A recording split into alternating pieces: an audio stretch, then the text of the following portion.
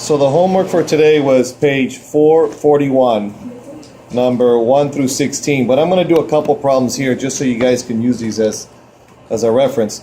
We're going to start with number 3. And for number 1, 2, and 3, they want you to write the ratios for sine of m and cosine of m. On number 3, this angle here is m. There's a k over here and an L.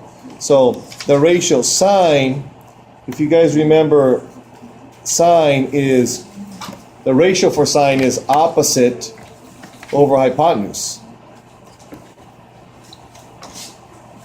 Well, what is the sine of m? Well, what is the opposite here of m? You'll see that it is 2. So just simply write 2. And the hypotenuse is the longest side, and that's this one right here. And so that would be 4. And go ahead and reduce that if you can, is 1/2. So the ratio is 1/2. If I wanted to, I can make this into a decimal, which would be 0.5. Look at my tables, and I can even tell you what the measure of angle M is. Now they also ask you to find the cosine. So if you look here, cosine of angle M, well, the cosine of any angle is the adjacent side over the hypotenuse. So cosine of M equals, if you look here, the adjacent side here is 2 radical 3. And the hypotenuse here is 4. And when we're dealing with square roots, the way you reduce is numbers outside of the square root with the numbers outside, inside with inside. So right now the 2 and the 4 can reduce with each other because they're both on the outside. So if I if I divide both of these by 2, I get a 1 square root of 3, and I don't write the 1. And then if I divide this one by 2, I get 2. So the ratio is square root of 3 over 2. That's number 3. And then let's take a number. Let's do number 5 and 6. We can do 4, 5, and 6. So before I start this, I'm looking at it here, and it says, just find the value of x. So I can use tangent, I can use sine, or I can use cosine. So if I look here, I have an angle, but I have to realize what I have. Here, I see that x is the opposite, and 20 is the hypotenuse. Well, which ratio gives me opposite and hypotenuse? Sine. So now I can use this.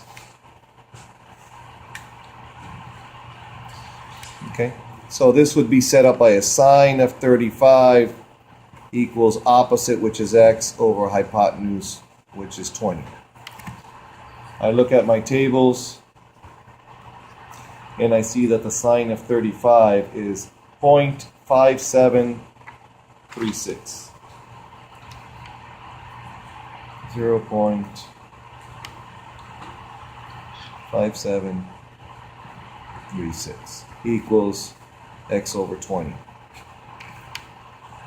Okay, so here's 1 times x is x, and then here I'm going to multiply this times this,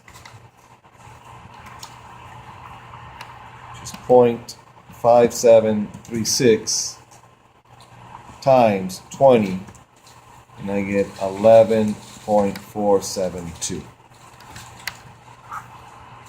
So that is the side of x. And let's do number 6, because it is a little different. If you look at number 6 here,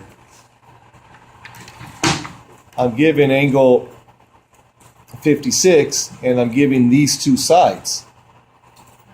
Well, what do I have here? The 10 looks like an adjacent side, and the x looks like a hypotenuse. So I'm dealing with adjacent side and hypotenuse. Now I have to know which ratio to use. I just can't use any of them. Adjacent over hypotenuse is the cosine of x.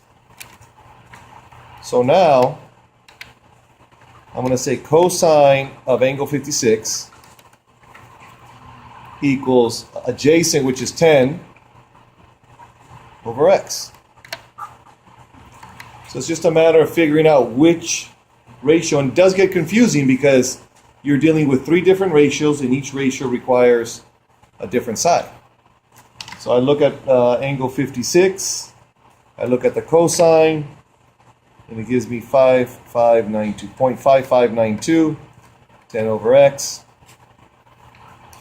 I crisscross multiply here, divide,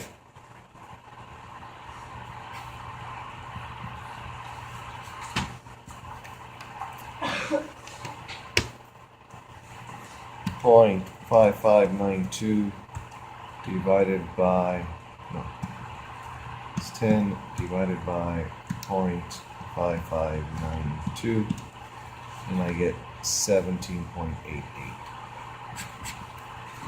And that's how you do number 6.